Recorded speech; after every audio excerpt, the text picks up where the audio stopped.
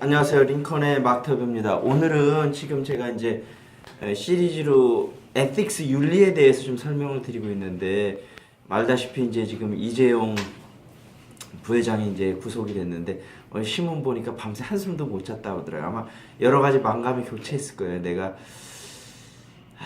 앞으로 어떻게 사업을 해야 되고 뭐 이런저런 이제 생각이 많이 있었을 텐데, 이제 우리나라 기업들이 이제 많이 존경을 못 받고 있잖아요. 근데 앞으로 이제 그런 기업 문화들이 좀 바뀌어야 될 건데, 예전에도 한번 얘기했다시피 근데 그건 기업만의 잘못은 아니거든요. 지금 우리나라 법이 너무 기업들이 법을 지킬 수 있게 좀 없게끔 돼 있어요. 그래서 대표적인 거 하나가 기업 총수들이 많이 걸려가는 거 배임죄가 있는데, 혹시 여러분들 배임죄가 뭔지 아시나요?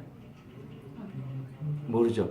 배임죄라는 거는 뭐냐면 원래 쓰기로 했던 용도 외에 다른 걸로 쓰는 거거든요. 그러니까 예를 들면 삼성전자에서 벌어들인 수입은 다시 삼성전자로만 써야 되는데, 예를 들면 삼성중공업이 어렵다고 해서 삼성중공업을 부당 지원해주면 그게 이제 배임죄에 걸리는 거거든요. 근데 이제 이 배임죄가 대부분 나라에서는 이게 민사로 다뤄요. 그러니까 이제 돈을 잘못 투자하고 어떤 주주들의 동의를 안 얻은 거잖아요. 그러니까 그거에 대한 민사상 책임을 지면서 손해배상을 하게 돼 있거든요. 근데 우리나라는 세계에서 이게 두 나라인가 세 나라인데 이게 형사 책임을 지게끔 돼 있으니까, 배임죄에 걸리면 예전에 그 한화나 아니면은 CJ나 전부 SK나 배임죄로 들어갔었던 거거든요. 이번에 이제 삼성 같은 경우는 물론 이제 대가성 있는 그런 것, 그러니까 박근혜 정부에 이렇게 돈 같은 걸 줬는데 그게 이제 승계 과정에서 그런 걸 이제 후원을 얻는 이런 대가성이 있다고 해서 들어갔는데, 어찌됐든 이 배임죄 같은 경우가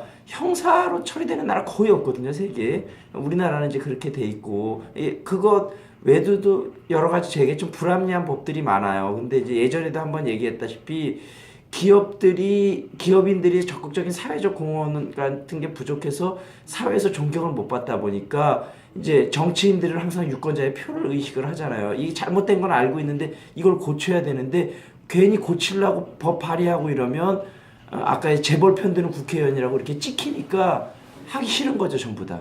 그러니까 잘못된지를 알면서도 그냥 계속 가는 거예요. 그래서 이런 것들은 좀 꼭 좀 고쳐져야 되고, 이제 삼성 같으면 이제 이병철 회장이 원래 이제 처음에 그 일본에서 이제 일제시대 때 사업을 하다가 이제 일본이 이제 그 전쟁, 대동아 전쟁 일으키면서 다시 이제 재산을 몰수당해 갖고 이제 사업을 다시 접고, 근데 해방되면서 이제 처음에 뭐로 돈을 벌었냐 하면 무역업으로 돈을 벌었거든요. 그래서 무역업으로 돈을 번 거 갖고 제1제당을 처음에 할 때 소신이 그거였어요. 무역업 하면 그 당시 편하게 돈을 벌 수 있었는데 주위에서 다 반대했거든요. 왜 힘들게 제조업을 하려고 그러냐. 근데 이제 이병철 회장이 그때 소신은 무역업 해갖고 편하게 돈 벌 생각만 하면 안 된다. 이게 사업이 망할 수도 있지만 국가를 위해서 또 사람들을 위해서, 그 당시 이제 설탕이 굉장히 비싸고 귀했거든요. 그러니까 이런 뭔가 제조업을 해서 국가에 대한 공헌을 하겠다. 그런 마인드는 굉장히 좋았죠. 그래서 어쨌든 이병철 회장이 그렇게 하면서 제일모직해서 또 뭐 옷 같은 것도 양복값이 예전에는 거의 그 당시만 해도 세 달치 월급쟁이들이 사야 양복을 한 번 살 수 있었거든요. 이걸 한 달치 정도로 3분의 1 가격으로 비슷한 퀄리티를 줄이고 이런 노력들을 많이 했는데, 이제 이병철 회장 같은 경우가 대표적으로 어떤 이제 우리나라 대표적 기업가 중에 하나인데, 사실은 박정희 시대 때도 그렇고 정경유착도 많이 했어요. 그래서 많이 알려진 바와 같이 사카린 밀수 사건이 있었는데, 사실은 사카린 밀수 사건일 때 사카린을 밀수해 갖고 이거를 돈을 굉장히 많이 벌 수 있었거든요. 그래서 그 많은 돈 중에 상당 부분을 정치 헌금으로 내기로 원래 국가에서 그렇게 하라고 중앙정보에서 시켜서 한 거예요. 그랬는데 그게 이제 신문에서 기사가 되고 이슈가 돼 갖고 그 당시에 삼성이 잘못하면 문을 닫을 뻔까지 했었거든요. 이병철 회장이 박정희 그 당시 대통령한테 가서 무릎까지 꿇었어요.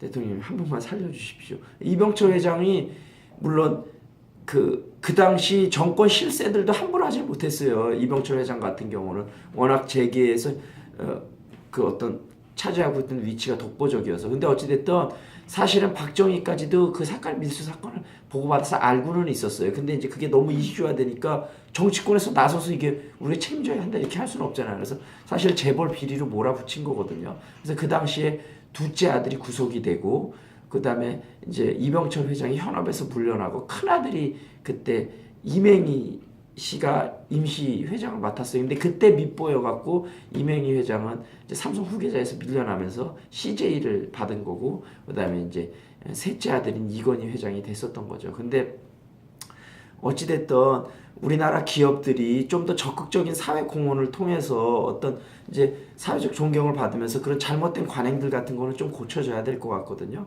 그래서 특히 대기업 같은 데서 그 물어봤을 때 이런 그 윤리에 관한 부분을 어떻게 대답해야 될지 이런 부분들을 잘 생각해서 다음번에 제가 또 한번 말씀드릴게요.